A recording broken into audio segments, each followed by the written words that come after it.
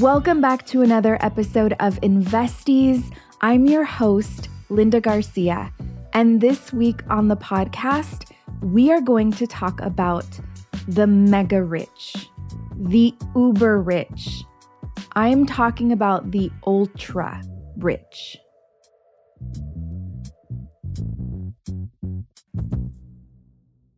This is a topic that I've been wanting to talk to you about for 4 weeks now. I have been wanting to work it in to each one of the episodes that we've had up until this date. But as soon as I get into this section, this topic, the story just keeps getting deeper and it feels like it deserves its own episode. Here's the thing. I am still processing this, and I am processing this from a political perspective.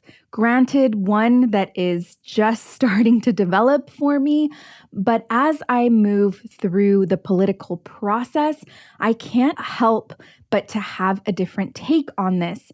And as soon as I started to dig deeper and deeper, I actually found my take within some of the reports on the ultra rich.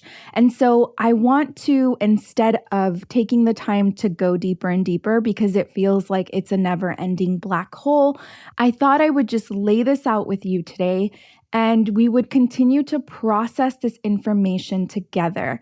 It feels like I'm onto something. It's not necessarily tangible for me yet. It's blurry. I'm starting to gain clarity, but I don't want to sit on this story any longer. If you've ever joined any of my courses, then you know that one of the things we work on is our perspective of the wealthy. This is one of the most important parts of a journey towards building wealth. It becomes impossible to start a wealth building journey when your subconscious or even your conscious dislikes wealthy people for whatever preconceived notions, whether you believe they are true or whether they are just, in fact, assumptions.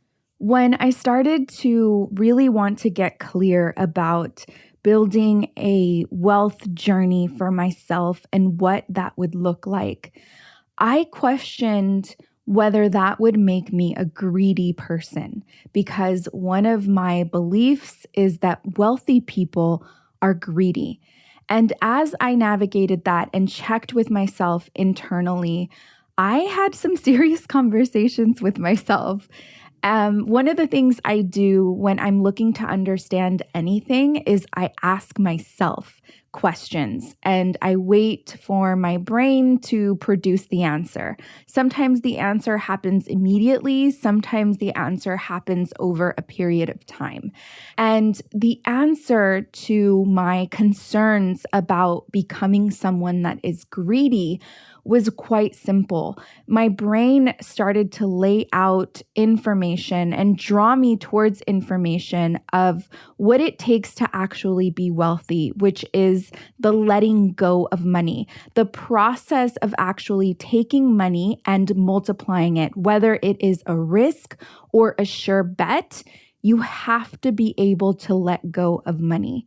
On top of that, wealthy people practice donating money. They practice letting go of money. Granted, there are tax incentives to do so, and some people may be driven by the tax incentive, and some people may really be fond or compelled to donate. And there is a ton of evidence of this, right? There's actual tax documentation on the wealthy donating money. When I was assessing the evidence that I had for wealthy people letting go, the ability of letting go of money, I then shifted my perspective to looking at people in my very own environment, whether that is family, extended family, friends, neighbors, and their ability to let go of money. This includes the ability to let go of money for an investment. It doesn't necessarily have to be an investment in the stock market per se, or an investment in real estate. Maybe it's just an investment in something that will improve them as a person. Maybe it's a conference, maybe it's a course, maybe it's a book. And when I look at my community, and when I say my community, I'm speaking of people of color, because that's from my perspective how I grew up and the folks that I had access to. I would see that it was difficult for my community to be able to let go, to ration the idea that we should let go of money in order to invest into something that can potentially give us a return. That is too much of a risk. And by the way, that was my experience, my personal experience as well. So I'm including myself in this. It was hard for me to purchase my first ticket to go to a conference, which, by the way, when I did finally purchase the ticket, it absolutely changed my life. It is one of the reasons why I am here with you today, because I discovered investing in myself. And so I actually see greed. And I know that this is going to sound controversial, but I see more greed within our communities than I see amongst the wealthy. That's not to say that there are not greedy people in wealthy communities. By no means. What I'm trying to say is that greed is not exclusive to a person in a certain society. Greed is something that affects all of us, including the poor. We have the capability to be greedy as well. And it may not look like the greed we perceive from the wealthy, but it is most definitely the inability to let go of money for a belief that it is much more precious in your hand right now than the possibility of you being able to let that money go, whether it's to a donation or to an investment, and be able to multiply that. We're going to take a short break, and when we get back, we're going to discuss how some of the mega rich feel about their own wealth.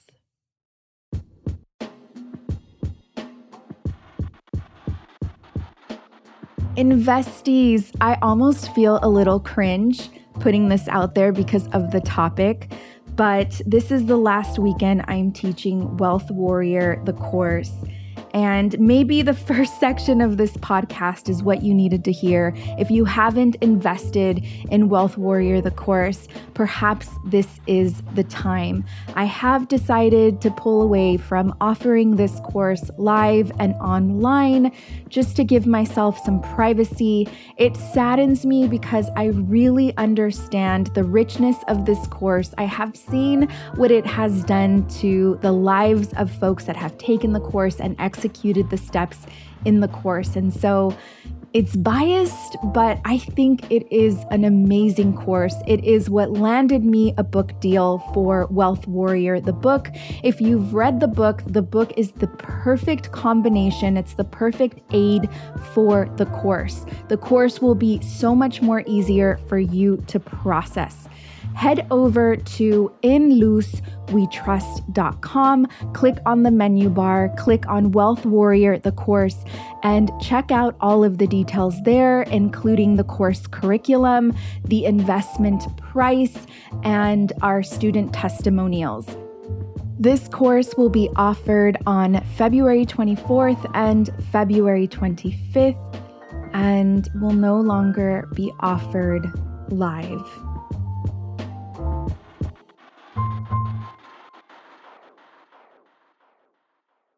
Welcome back, Investies. If you've been with me for some time, then you have heard me say the saying, millionaires are made during recessions. This isn't something I made up. This is something that has been documented. And it's not just recessions, it's economic crisis. We're not always in a recession during an economic crisis. We can have an economic crisis without a recession, like what we experienced in 2020. Another example of an economic crisis was the 2008 housing collapse. What happens during these times is the folks that already understand how money works and have accumulated wealth will then deploy their money during these times because everything is cheaper in order to multiply even more money. And those that have spent the time learning about money and understanding how money can potentially work will then start to move into the direction of wealth building and investing, and they will start to create their own wealth. It's really important for us to understand that an economic crisis will always take place. History has taught us that. And it's not necessarily that we have to wait for this crisis to take place. We should definitely start investing before a crisis. But when a crisis arises, we should lean into it. What we are experiencing with each and every crisis is that the rich are getting even richer. We are currently on track to have our very first trillionaire within a decade. Meanwhile, poverty won't be eradicated for another 229 years. This is all according to a report that was recently released called the Oxfam's report. In other words, we are expecting for the ultra rich to continue to get even richer, which is a no-brainer, honestly. But I think it really puts into perspective that within the next 10 years, we could potentially be looking at our very first trillionaire. There are currently 2,640 billionaires in the world. This number is up from 1,645 in 2014. The 2014 billionaires definitely saw a big benefit from that 2008 crash that I referenced. 1,000 billionaires are currently set to pass on $5.2 trillion in the next 20 years to their direct descendants. I think that the reaction of the trajectory of monetary growth within the uber wealthy is going to surprise you. In mid-January, more than 250 billionaires and millionaires gathered in Davos, Switzerland at the World Economic Forum. And they were calling on their elected representatives to tax our extreme wealth. They went as far as writing an open letter to political leaders. Disney descendants, Rockefeller descendants signed this letter, and I wanted to share it with you today because I think this is a serious issue. And when you have the most wealthy people on this planet concerned about their wealth, then I think that this is something we should be paying attention to. The letter states, "We are surprised that you have failed to answer a simple question that we have been asking for 3 years. When will you tax extreme wealth? If elected representatives of the world's leading economies do not take steps to address the dramatic rise of economic inequality, the consequences will be catastrophic for society. Our drive for fair taxes is not radical. Rather, it is a demand for a return to normality based on a sober assessment of current economic conditions. We are the people who invest in startups, shape stock markets, grow businesses, and foster sustainable economic growth. We are also the people who benefit from the status quo. But inequity has reached a tipping point, and it costs our economic, societal, and ecological stability. Risk is severe and growing every day. In short, we need action now. Our request is simple. We ask you tax us, the very richest in society. This will not fundamentally alter our standard of living, nor deprive our children, nor harm our nation's economic growth.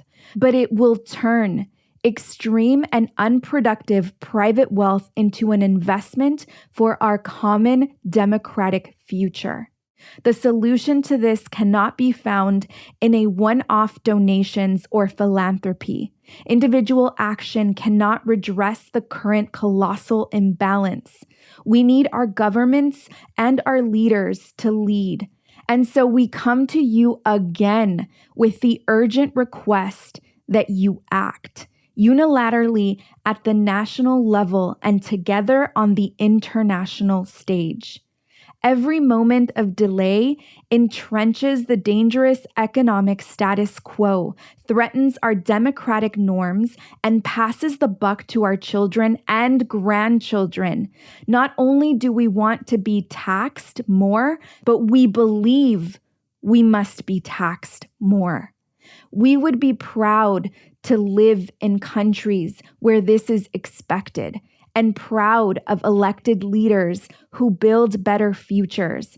As the wealthiest members of society, we would be proud to pay more to tackle extreme inequality, proud to pay more to reduce the costs of living for working people, proud to pay more to better educate the next generation, proud to pay more for resilient healthcare systems, proud to pay more for better infrastructure, proud to pay more for green transition, proud to pay more for taxes on our extreme wealth. The value of fairer tax systems should be self-evident. We all know that trickle-down economics has not translated into reality. Instead, it has given us stagnating wages, crumbling infrastructure, failing public services, and destabilizing the very institution of democracy. It has created a shameful economic system incapable of providing a brighter, more sustainable future. These challenges will only worsen if you fail to address extreme wealth inequality. The true measure of a society can be found not just in how it treats its most vulnerable, but in what it asks of its wealthiest members. Our future is one of tax pride or economic shame. That's the choice. We ask you to take the necessary, inevitable steps before it's too late. Make your countries proud. Tax extreme wealth. And then you have 250 millionaires and 250 billionaires signing this with their biographies, what companies they own, whose descendants they are. I felt it really important to share the letter because we never really hear from these people. We hear of these people, of the companies that they own, of whose descendants they are. I felt that the letter was very clear in what their concerns are.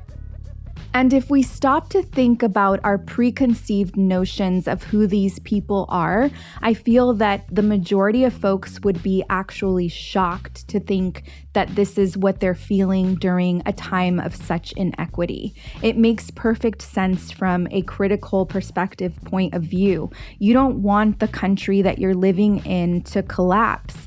The collapse of the country will be the collapse of your wealth. So it makes sense to make inequality one of the things that you fight for. I'm going to make sure that I share this entire report in our show notes. It is called the Proud to Pay More 2024 report. This really resonated with me because as I move through endorsements is where I have to fill out questionnaires for certain organizations. And based on my answers to these questionnaires, the organization decides whether or not they want to endorse me. That endorsement then gets disseminated into their communities, and then that helps their communities know who to vote for. It's almost like doing the research for their community members, letting community members that they've gone through the process of reading the answers on the questionnaire that I answered, and then going through a round of interviews and making a decision on which candidate they're going to endorse. As I'm moving through these questionnaires, most of the questions are pertaining to the economic structure and how tax dollars are being disseminated and how resources are currently being taken away from the poor and the working class. And just answering these questions stresses me out on the thought of where are we going to get the money to disseminate more funds into these necessary resources, into these systems that the working class and the poor are dependent on. Not to mention that from my perspective, and I've been saying this over and over since I've filled out these endorsements, is that whether the elite of Texas understands this or not, the majority in this state, as of the last Census Bureau, are now Latinos, whether they like it or not. Children of color are the future of Texas. And if they don't start investing into the children of the future, then their great state of Texas that they have so much pride in is going to collapse. And so as I'm reading this report and as I'm reading this letter, it makes sense to me on why we need to take a stance and definitely tax the ultra wealthy. I'm not talking about the upper middle class. I'm not even talking about someone that's considered rich. I'm talking about the uber rich. I want to share a few data points that are in this report. They conducted a poll on the wealthiest, and one of the questions on the poll is, to what extent, if at all, would you support or oppose a 2% tax on billionaire wealth? 75% said they supported. 12% said that they neither supported nor opposed. Only 11% said they were opposed. I found it really interesting that the following question on the poll was, is extreme wealth concentration a threat to democracy? This was roughly divided. 54% said they agreed and 40% said they disagreed. Meanwhile, the remaining amount, which is 6%, said they don't know. Then they followed it with this question. To what extent do you agree or disagree that extremely wealthy individuals buy political influence? 72% said they agreed. 15% said they neither agreed nor disagreed. Meanwhile, 11%, there's that 11% again, said they disagreed. I find these questions fascinating. As someone that is currently facing a system where I'm about to get paid $7,000 a year, and I will not stop saying this because I think it is so important for us to understand systemic oppression and where it starts. We want to be activists, and I think that's great. We should be. We need to voice our opinions and fight against the system. But the truth is that we need to get elected officials in the seats in order to vote against the rights that we are losing. And one of the ways that we get folks into seats is by raising money. And it's very hard to raise money in a community that finds it hard to donate, that finds it hard to invest, that feels money scarcity anytime they are letting go, not understanding what they are investing in. We're in this crazy cycle. And I think the only thing that can get us out of this is a shift in money mindset. At the end of the day, all of these social issues are rooted in lack of money. We don't have money to put political officials in office that give a shit about economic disparity. The good news is I give a shit. I do. This is impacting me directly, and I understand it from this lens because of all the work that I have been doing. And it's when I come across data like this that makes me understand that I am exactly where I am meant to be, despite the folks upset that I am unopposed. Some things are just destined to happen. I'm going to leave you all with that. And I'm going to share one other thing. If you want to donate to my campaign, please head over to Linda for Texas, FOR Texas.com. I would appreciate your donation. Anything matters. $1 matters. I need as much money as I can get so that I can hire a team. I need as much money as I can get so that I can get to know all of my constituents. All of this takes money. It requires money. I would like to pay folks instead of having them volunteer for free. I don't want to become part of the problem. I want to become part of the solution. But I am well aware that I cannot do that by myself. I need your help. And so I hope that our mindset shifts. If you feel called, head over to lindafortexas.com. You're listening to Investies, a Cosmic Standard and In Luz We Trust production. I'm your host, Linda Garcia. A special thank you to our team, Asia Simpson, Eliza Smith, and Jacob Winnick.